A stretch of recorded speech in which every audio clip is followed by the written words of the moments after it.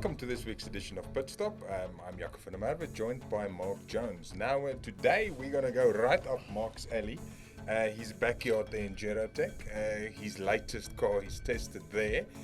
On the back of, should I say, the much debated and controversial new Mercedes-AMG G63 SE Performance 4MATIC Plus sedan. 4-door, if I'm not mistaken. But yeah, enough about the sedan.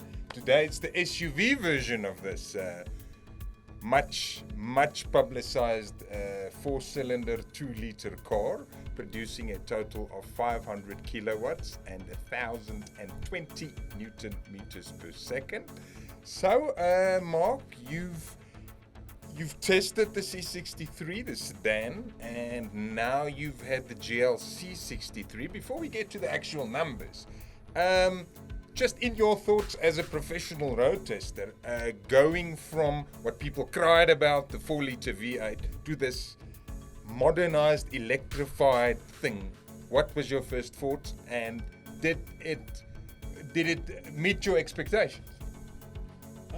Yeah, that's a yes and no kind of answer.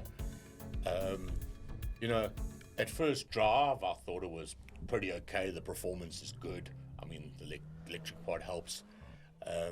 People that I interacted with and said, hey, you got to feel this thing because, I mean, let's be honest, the media overseas and that have been scathing about it. So I thought, like, let's just see the average guy, my sort of enthusiast kind of people. And they were like, wow, this thing's quick. Nobody really whined about the lack of noise, the V8 burble that's gone. Does it detract from the character of the car? Maybe.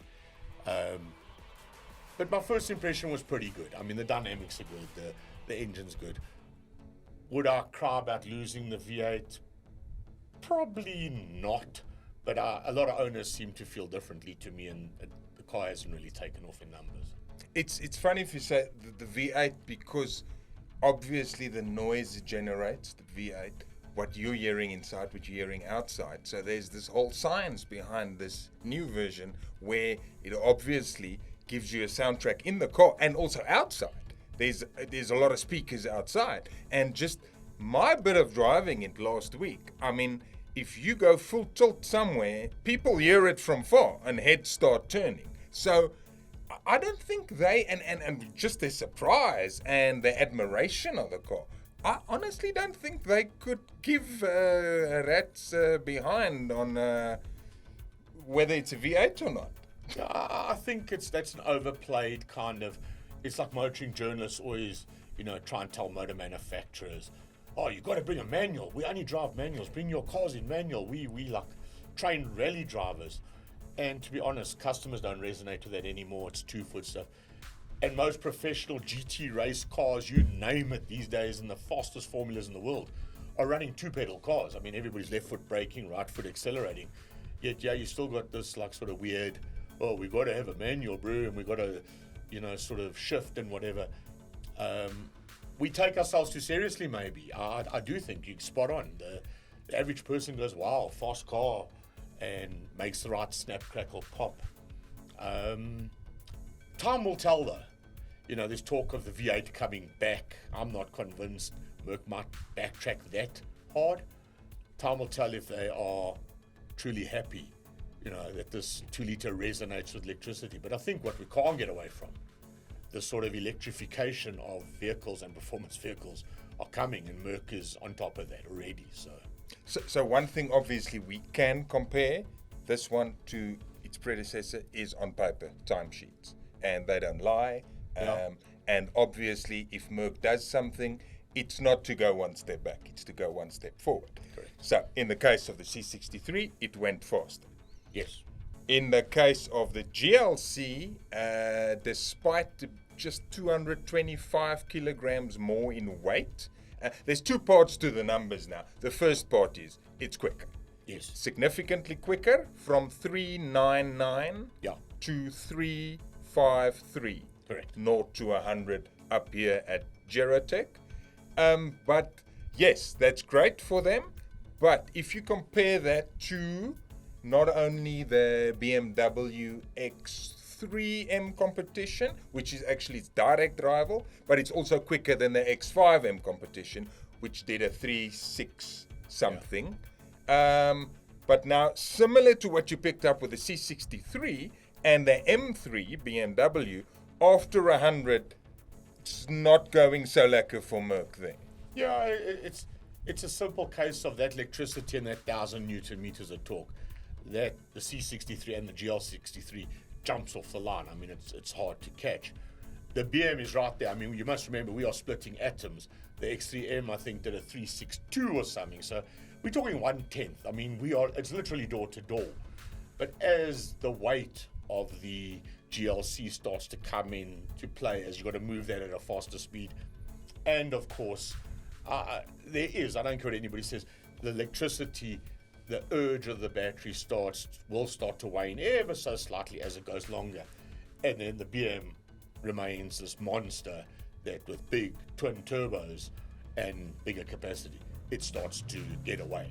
So, if you're going to sort of race to 100, robot to robot, well, the Merc's there. It's manufacturers measure by 0 to 100, that's their claims.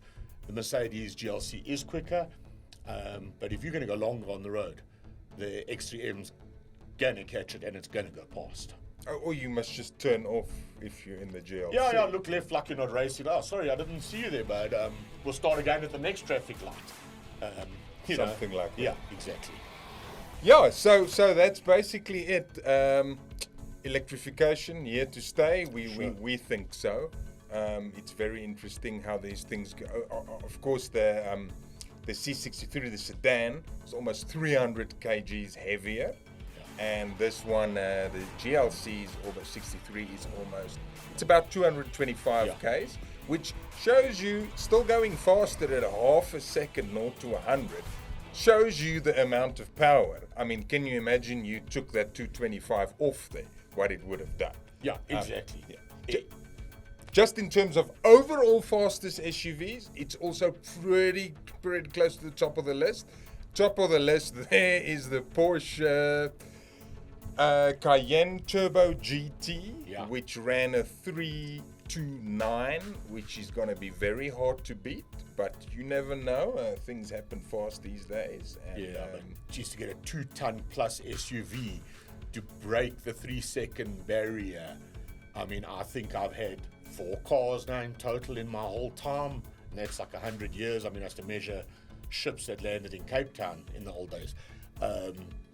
There's only been about a handful of cars, 3 or 4, that have broke into the genuine under 3. So for 3.2, that's fast.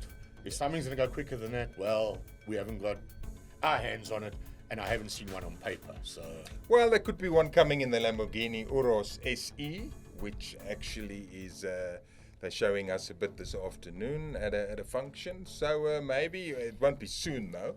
Maybe in the next few years we might be sitting here and say, remember when the Porsche was still leading? We don't know. Yeah, those slow 3-second SUVs, they're now 2-second SUVs. Who knows? Yeah. Exactly that. Yeah. But as soon as we know more, we'll bring you up to speed with that. But for the moment, GLC 63 has done a pretty good job, and I think silenced a lot more critics after the C63 sedan already done that. But thank you for tuning in this week. If you like the podcast, you can go and click the like, you can share it, you can follow our channel, and then you can listen to us every week. Thank you for listening. Goodbye.